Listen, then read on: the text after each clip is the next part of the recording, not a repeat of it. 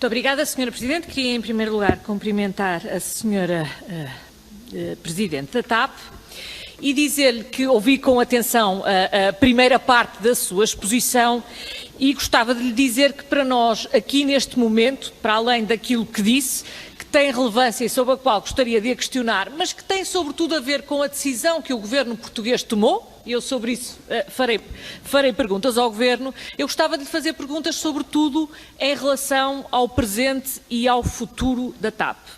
Começando em primeiro lugar por lhe colocar questões em relação aos fundos públicos e aos fundos públicos injetados na TAP.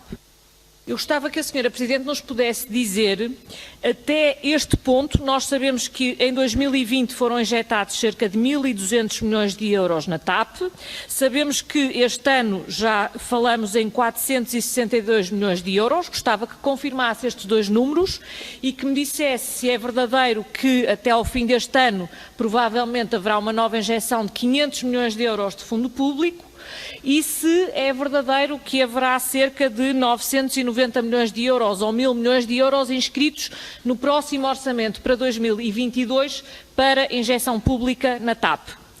E gostava apenas que tivesse noção deste número. Nós estamos a falar de uma injeção de dinheiro público na TAP de cerca de 3.200 a 3.700 milhões de euros. Este ano, no ano de 2021, o dinheiro que Portugal vai gastar com o apoio a toda a economia em função do Covid, a todas as famílias e a todas as empresas, é de cerca de 3.800 milhões de euros. E, portanto, o que nós estamos a planear pôr na TAP nos próximos anos é no total igual a tudo o que vamos gastar com toda a economia, todas as famílias e todas as empresas este ano, para ter a noção da dimensão do esforço que o país está a fazer com a TAP. Gostava também de um ponto de situação em relação aos trabalhadores. Gostava de saber quantos trabalhadores, em função de acordos e de outros expedientes, já saíram da TAP, face ao que existia em 2019, e quantos estão neste momento num processo de despedimento. E também quantos trabalhadores foram alvo de uma redução salarial e de quanto é que foi essa redução salarial em cada uma das categorias. Gostava também de saber, em relação ao plano de reestruturação, e esta é a pergunta mais essencial, exatamente em que ponto é que está a situação e quando é que se espera uma decisão final de Bruxelas em relação a este plano de reestruturação. Em relação à reestruturação em si mesma, e sabemos que um dos critérios da sua escolha, pelo menos foi isso que foi publicado, tem a ver com o facto de ser uma especialista também em reestruturações, deu muitos dados em relação à economia e ao impacto da TAP na economia. Eu gostava de chamar a atenção para o óbvio, é que se a TAP desaparecesse não significa necessariamente que todos esses efeitos económicos desaparecessem, poderia haver uma substituição. E, portanto, o que eu gostava de saber, para podermos falar com racionalidade, o Governo garantiu que tinha estudado o cenário do encerramento, ao contrário, aliás, do que tinha dito em reunião. Eu gostava de saber se alguma vez viu esse estudo e se o pode enviar ao Parlamento, porque o CDS já pediu várias vezes esse estudo, o que aconteceria num cenário de encerramento da TAP, e o Governo diz que estudou esse assunto, mas recusa-se a partilhar o estudo. Eu gostava de saber se viu esse estudo e se conhece esse estudo. E também sobre esta matéria, gostava de lhe perguntar se lhe parece que a TAP poderia ter sido alvo de uma solução semelhante ao que foi noticiado que aconteceu com a Alitalia, que passa pelo encerramento e pela passagem de alguns ativos estratégicos para uma outra empresa. Se essa era uma solução possível para a TAP ou não, na sua opinião, e porquê? Por último, gostava também de lhe dizer que, do meu ponto de vista, o principal objetivo é que a TAP não seja um sumidor de dinheiros públicos. E eu acho que todos os partidos concordarão com isto, mas eu acho que há algumas decorrências desta afirmação. A primeira é que, para a TAP deixar de ser um sumidor de dinheiros públicos, tem que parar de dar prejuízo e tem que passar a dar lucro.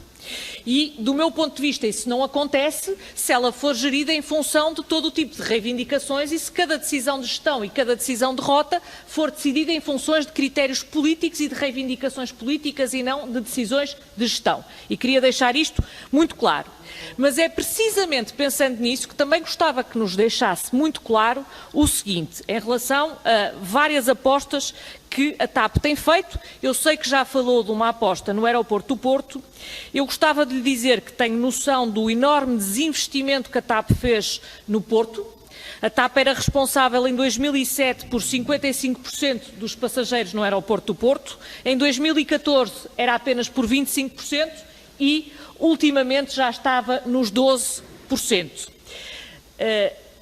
O que eu entendo é que se o objetivo é revitalizar ou dar vitalidade a uma determinada região, isso não tem necessariamente que ser feito através da TAP. Pode ser feito, por exemplo, como diz a Associação Comercial do Porto, através de outros programas de captação de rotas e de investimentos semelhantes. Mas para tomar essas decisões é fundamental perceber, afinal de contas, a TAP vai voltar a investir no aeroporto do Porto ou pura e simplesmente o estabelecimento de rotas a partir do Porto, sobretudo de rotas transatlânticas a partir do Porto, está fora da estratégia da TAP e isso levar-nos a apostar noutras companhias. É isto que eu gostava de entender de forma absolutamente clara. Muito obrigada. A number of subjects that have been asked on the restructuring plan. First, as you know, the restructuring plan process is a discussion with the European Commission that is led by the government. Of course, we are supporting this process by providing, data and by providing discussion with government, but all the questions that are about date or expectation of date are to be asked to the government. From our, involvement in this process, and with the current process, what is going on. So, as already mentioned, we are not waiting for the approval of the process, and the company has been doing a lot of things. So we talked about the decrease of the number of employees. That has been a very difficult one, but it's not the only thing. We mentioned the fleet that has to be decreased because of the lower demand of the industry. Just to remind everybody that we will not recover on a worldwide basis the level of 2019 before 2024. So the measures we take are not short-term, non-thought measures, that are measures that have been defined because of a world industry that will take time to recover if we recover the way we were working before.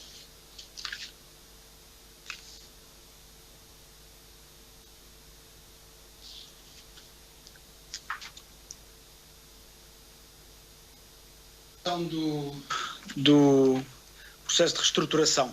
Isto é um processo que está a decorrer entre a Comissão Europeia e o Governo e o nosso envolvimento passa pelo fornecimento de dados. Quanto a datas de conclusão deste processo, terão que se dirigir ao Governo. O nosso envolvimento é mais ou menos esse. Neste momento, nós não estamos à espera que este processo esteja concluído, já estamos a agir, estamos a fazer muitas coisas, já se falou nos cortes de pessoal, mas há mais. Também estamos a reduzir, por exemplo, o número de aviões, que também se deve à quebra na procura, e é preciso não esquecer que a recuperação global para valores de 2020, anteriores a 2021 só irá ocorrer em 2024. Portanto, as medidas que estamos a tomar não são medidas não pensadas e medidas de curto prazo, são medidas que têm a ver com o que se passa numa indústria mundial que está a tentar recuperar o seu estatuto. To answer to some other question about strategy and maybe some questions that were asked before about the positioning of TAP, I think that he has been quite described in the past, clear that TAP is a hub and spoke airline. We want to be positioned as a value airline and be sustainable long term. So all plans that have been developed so far, consistently with the future of the company, have been built and are now deployed without waiting for any next date, are deployed to ensure the sustainability of the company.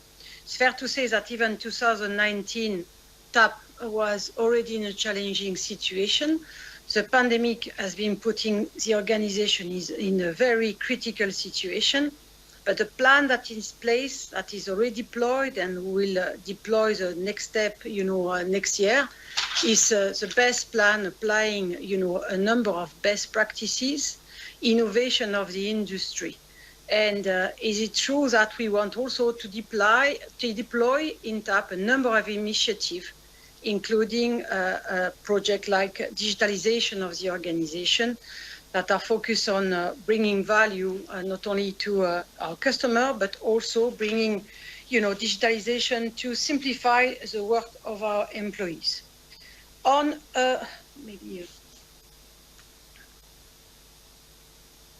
Quanto à estratégia e ao posicionamento, é preciso não esquecer que a TAP sempre foi considerada uma empresa de bandeira e o nosso objetivo é que seja sustentável a longo prazo. E os nossos planos estão todos virados precisamente para isso, para garantir a sustentabilidade da TAP. A situação da TAP em 2019 era problemática e esta pandemia da Covid veio tornar uma situação problemática numa situação crítica. Mas os planos que temos passam por introduzir as melhores práticas e as melhores inovações da indústria, mas não só isso, temos várias iniciativas planeadas, entre elas a digitalização da empresa, não só para ser uma mais-valia para os clientes, como também uma forma de simplificar o trabalho da própria empresa. To answer to some question about some route strategy, one, for instance, and our positioning in Oporto, we have been confirming our winter season with transatlantic flights that are already be in the system to New York from Oporto and to Brazil. And to the question about our rationale to launch flight and how we take decision on network, I must say that it's based on business case route by route. Route either like long haul that are the main asset for the organization, but also routes that are feeding our hub point to point that could be challenging if seen as a point to point, but feeding our long haul hub in Lisbon. But we confirm the flights transatlantic, and we also confirm the flight to Brazil from Oporto for this winter. Quanto às rotas e à estratégia, o que se falou do Porto, estivemos a ver o nosso plano para o inverno e podemos confirmar que vai haver voos do Porto para Nova Iorque e para o Brasil. Os restantes voos vão ser decididos também numa base casuística, vão ser analisados e decididos numa base casuística. Estou a falar dos voos de longo curso que servem também para alimentar o hub de Lisboa e point to point, mas em relação ao Porto e ao investimento no Porto, posso confirmar os voos de longo curso do Porto para Nova Iorque e Brasil.